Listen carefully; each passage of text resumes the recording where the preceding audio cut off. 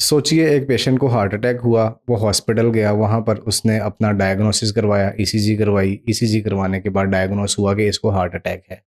Angiography करवाई गई और एंजियोग्राफी के दौरान ही उसकी स्टेंटिंग की गई और पेशेंट स्टेबल हो गया। 3-4 दिन हॉस्पिटल में रहा और हॉस्पिटल से डिस्चार्ज होने के वक़्त ही उसका साँस फूलने लग गया और पेशेंट को दोबारा दाखिल करना पड़ा।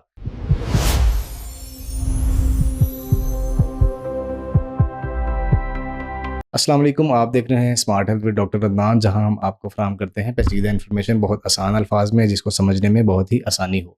आज हम बात करने वाले हैं एक बहुत ही इंटरेस्टिंग केस के बारे में। एक पेशेंट को हार्ट अटैक हुआ, डॉक्टर्स ने हार्ट अटैक डायग्नोस करने के बाद जो प्रोसीजर था वो सारा किया और उस पेशेंट की जान बचा ली। पेशेंट को हार्ट अटैक के बाद हॉस्पिटल में एडमिट किया गया। उसका प्रोसीजर कंप्लीट करने के बाद 4 से 5 दिन वहां पर रहना पड़ा।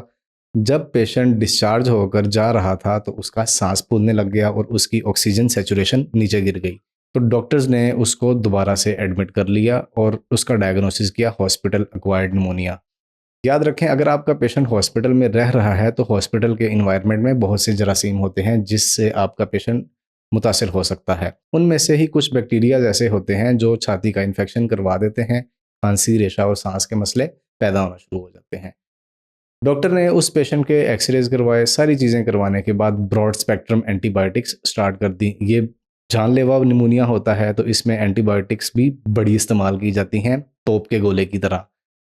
उस पेशेंट को 3 दिन एडमिट रखा, वहाँ पर एंटीबायोटिक्स इस्तेमाल करवाई। एंटीबायोटिक्स इस्तेमाल करवाने के बाद भी पेशेंट की सैचुरेशन, ऑक्सीजन सैचुरेशन ऊपर नहीं आ रही थी। नॉर्मल पर्सन की ऑक्सीजन सैचुरेशन 96 से 98 होती है।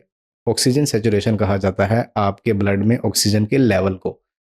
अगर आपके पेशेंट की ऑक्सीजन सैचुरेशन 96 या 95 या 94, 93, 92 होती है तो आपके पेशेंट में सांस के मसले पैदा हो सकते हैं और ये हार्ट अटैक के पेशेंट्स में बहुत कॉमन चीज़ होती है।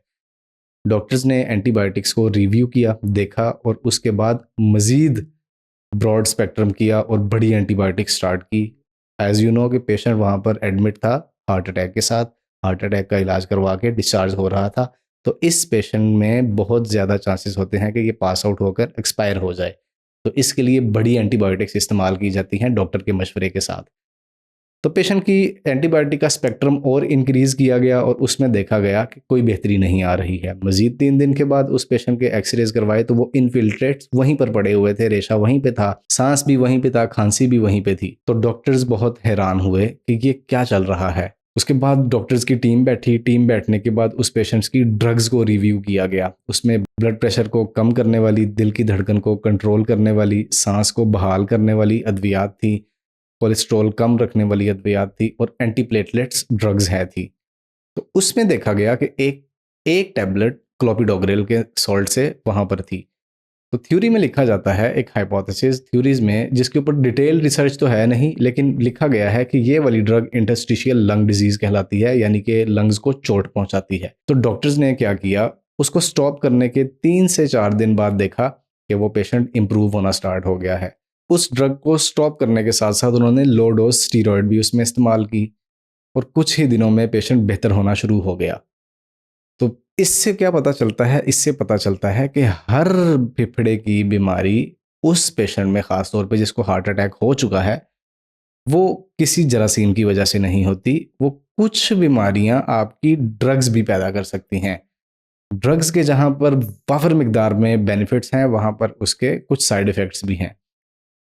क्लोपिडोग्रेल के एक साइड इफ़ेक्ट में ये था कि वो इंटरस्टिशियल लंग डिजीज़, फेफड़ों को चोट पहुंचाती है, लंग इंजरी पहुंचाती है, जिसकी वजह से ये वाली सिम्टम्स आ सकती हैं। सांस का फूलना, ऑक्सीजन सैचुरेशन ड्रॉप, पेशेंट सांस नहीं ले सकता, अगर वो खड़ा हो तो फ़ौरन से गिर जाता है।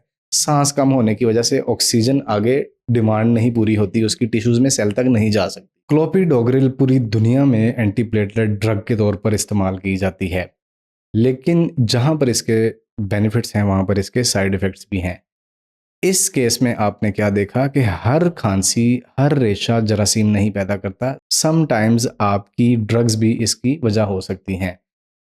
आप देख रहे हैं smart health with doctor Adnan, सेहतमंद ज़िंदगी की स्मार्ट चॉइस।